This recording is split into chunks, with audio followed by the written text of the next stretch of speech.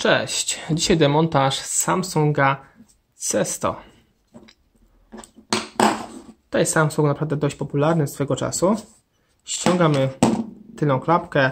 Bateria jest wraz z klapką tutaj połączona.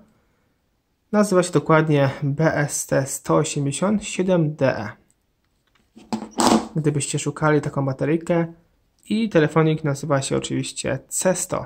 Był już chyba drugi model, chyba C110, czy coś w tym rodzaju. Był identycznie podobny do tego urządzenia.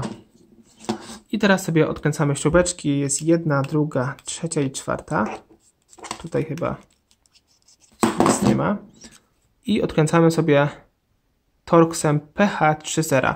Ale równie dobrze możemy odkręcać sobie innym gwiazdkowym wkrętakiem.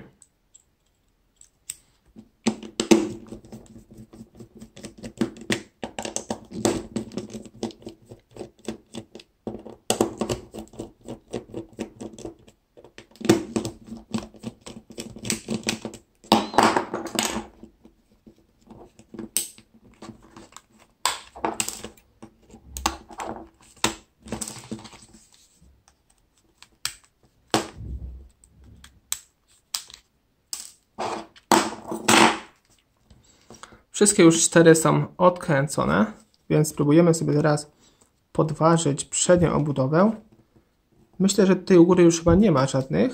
Zobaczymy sobie, bo to wszystko jest możliwe w sumie. Ale chyba nic tam już nie będzie. Podważamy sobie oczywiście obudowę na samą górę. Tu jest dość mocno, te zaczaski trzymają. Tu nam wypadł klawisz boczny ściszania i pogłaszania.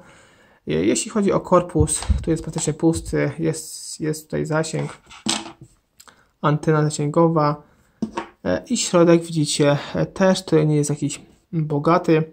Tu jest zatrzask, tu jest blokada zatrzaskowa. Tu sobie podważamy oczywiście takim narzędziem, by nic nie uszkodzić. Wyciągamy sobie, tu w środku mamy jeszcze wibrację, głośniczek do rozmów,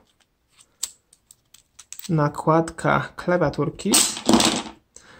Wibracja tutaj, tu sobie spójrzcie dokładnie, jeśli byście, nie wiem, szukali jakichś informacji różnych tutaj podzespołów.